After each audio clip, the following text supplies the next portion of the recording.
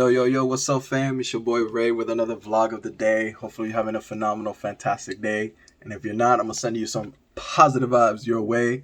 It's gonna get better. Don't worry about it. I promise you. Yo, so I'm just gonna dedicate this vlog for the continuation of the story I was talking about yesterday. I know that as I was recording, when I'm recording, I use the Samsung Galaxy Note 10 Plus.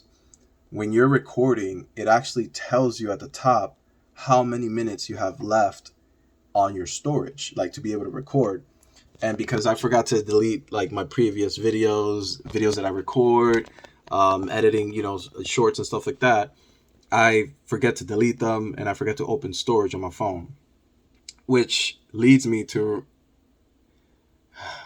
dang, I did tell myself last weekend I was gonna like remove a lot more stuff from my phone and put them on a hard drive.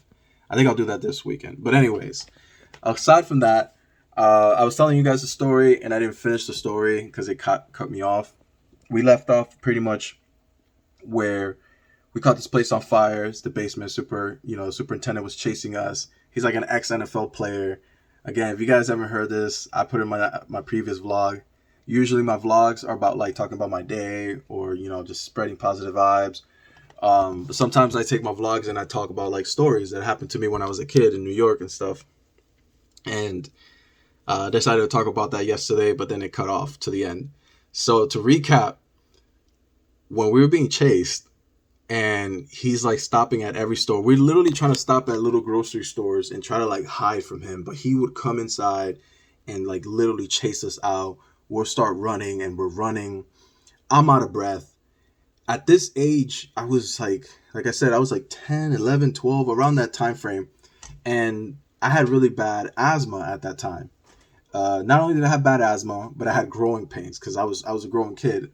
I'm 6'4" now, so at that age, I was going from like a 5'8" to like a 6 feet, like a 10 years old. I was going from like 5'7" or something like that to like 5'10", 5'12", whatever. Anyways, the growing pains were hurting me. So as we were running, by the time we got like a couple miles away from him, I'm not gonna say miles. I'm just gonna say like, like 3 blocks of like in New York. We got like about 3 blocks away from him. We can still see him coming towards us. He's like walking as if he's like some Terminator. Like he knows he's gonna get us. So he's walking pacefully slow, just pissed. And then every now and then he'll be like, "I'm gonna get you," and scream like that. So we're running. We turn a corner, and at that moment, I literally just said, "Guys," I looked at my cousin in the eyes. I said, "You guys are gonna have to go without me. I'm gonna stay behind. I can't do this. My legs hurt. My lungs hurt. My ankles hurt. I'm stressed. I'm just gonna get caught, and whatever happens to me, just say a prayer for me." And they're like, "No, no, we're not gonna leave you behind." Yo, we literally got to the point where we were crying, like teary eyed, like not crying, like, but we got teary eyed because he's like, "Nah, bro, I ain't gonna leave you, bro. Nah, just leave me behind. I can't do this." Yeah, I was just like shaking. I'm like, "Nah." And I really couldn't, like, I couldn't move anymore. I was like, yo, we've been running, we've been playing Manhunt all night, and now we're running away from this like serial killer. Like, nah, bro, like, I'm good. Like, I'm just gonna stay right here and accept my fate. So my cousins, they literally thought they're like, "Nah, nah, we're gonna carry you." So they start kind of like holding me over the shoulder. We're running, and I'm noticing that it's slowing us down, and I'm just like, "Nah, you guys gonna leave me right here." So they started tearing up. They're like, "All right, man, if that's your choice, we're out of here." And then they booked it, and I kind of stayed on the footsteps, just kind of like massaging my leg, and I could see him coming up. And as he's coming up, a lady that comes down from the building who actually knows me and recognizes me, she goes, "Oh, Raymond, are you okay?" She knows as I'm touching my leg. And so she, tries to make sure, "Hey, you good? Did you break it? What's going on?" And as he's coming up, I look over at him and I'm looking at her and I'm just like, "Yeah, it's hurting like crazy. Is there any way I can like lay down or something? I gotta lay down." Yo, and it worked. This lady picked me up and was like, "Yo, come with me." She didn't like pick me up, but she kind of like, pulled my arm up and got me upstairs. And I knew, you know, her apartment was on the first floor, so we got right upstairs, got in there. I kind of like lay down, not lay down, but sat down on the couch. And before we went upstairs, I took like one last look, and I could see him like glaring at me.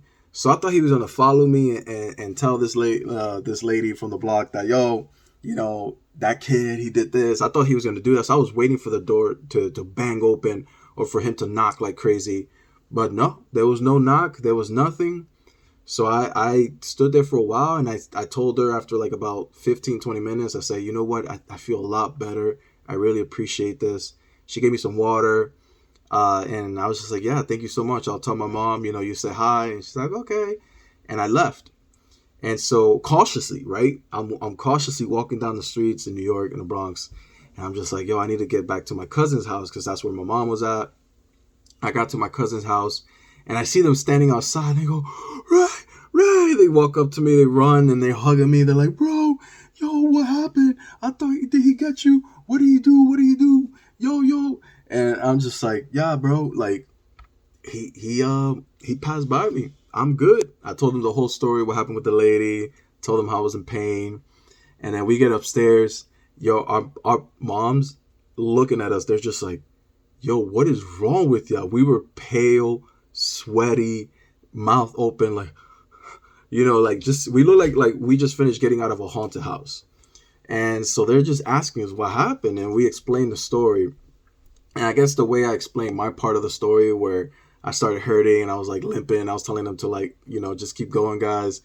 That part made my mom and my cousin's mom start laughing and stuff like that. And we were just dying laughing about it. And they all made fun of me about that because like, I literally gave up. I was like, yo, y'all can go. I'm good. I'll sacrifice myself. But yeah, that's one of those crazy stories that I have, that I grew up in, you know, in New York. In the Bronx, New York, there's so many things that can happen. Anywhere, any kind of like neighborhood that you grew up with, you probably did something crazy, something out of the blue that turned out to be a crazy story for you. But that's mine. I just wanted to make this vlog as the part 2 for that one. So I'm going to go ahead and close out this vlog for the day. Y'all already know the vibe, guys. Stay cool, stay true, and be you. Peace.